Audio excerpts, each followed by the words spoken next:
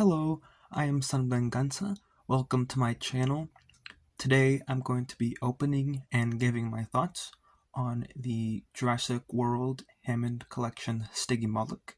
This released a few months ago, just this year, and I'm very excited to get this thing open, so just going to get right into it.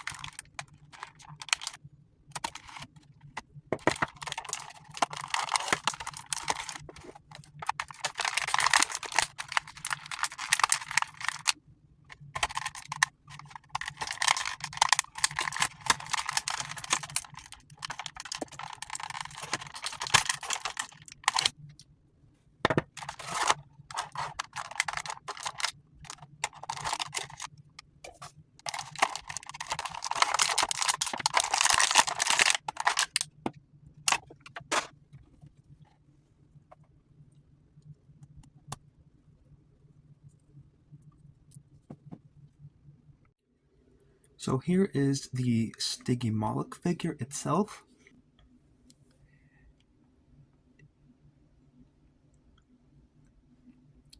Because it is small, a lot of the joints do seem to be a little bit stiffer than with some of the bigger figures. It does not have, obviously, wrist articulation because the arms are very tiny. The details and paint application is very, very nicely done. As far as the articulation that it does come with, there is rotation at the top part of the neck. Unfortunately, there's not up and down or side to side articulation here, it's just a rotation. The mouth opens up, and there is a little bit of detail on the inside of the mouth too. While we're looking in this area, the spikes on the back of its head are a rubbery material, and it's got a lot of really nice detailing on the top here.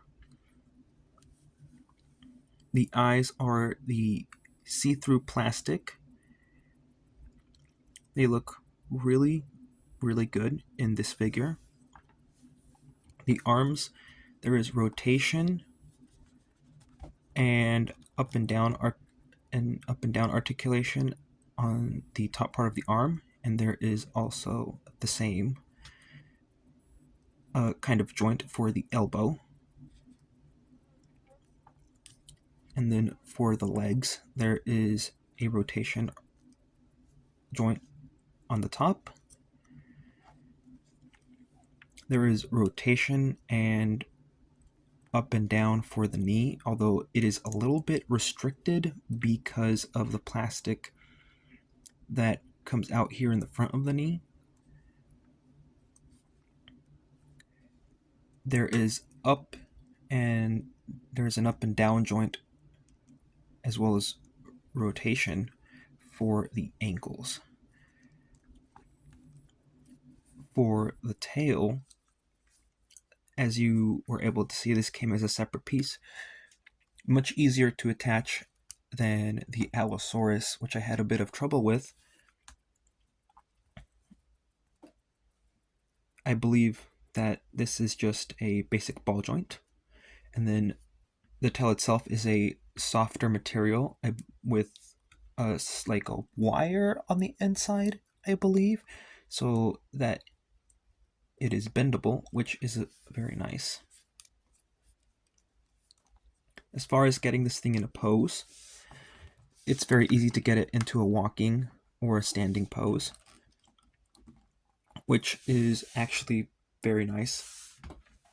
when compared to the Allosaurus, which I had trouble just even getting it into a standing pose. It was not very well balanced.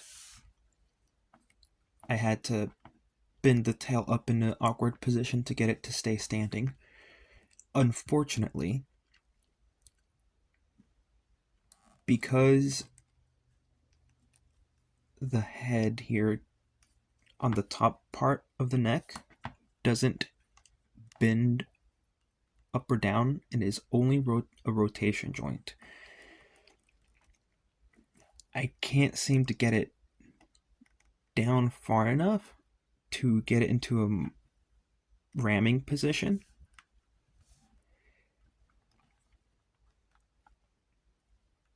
But it gets close enough, I think. But as you can see, it's a little bit hard to get it to balance in this kind of position, which is unfortunate because that is one of the highlights of this animal, of what it could do, especially in the movie, which this particular design is from Jurassic World Fallen Kingdom. Overall, I think this is much better than the Allosaurus. Much better. It's a much better experience. And it's not nearly as expensive. And I very much look forward to the other releases in this wave of the Hammond collection figures. This is a very good first impression. I believe next up we will have the Stegosaurus, and we already got the Spinosaurus, which I have not been able to get my hands on yet, but hopefully I will soon. But those are my thoughts. It's a great figure, great deal. I believe it was like 10 or 15 bucks. I can't remember exactly, but it's the smaller figures, so they're relatively inexpensive compared to the bigger ones like the Carnotaurus or the Allosaurus or even the T-Rex.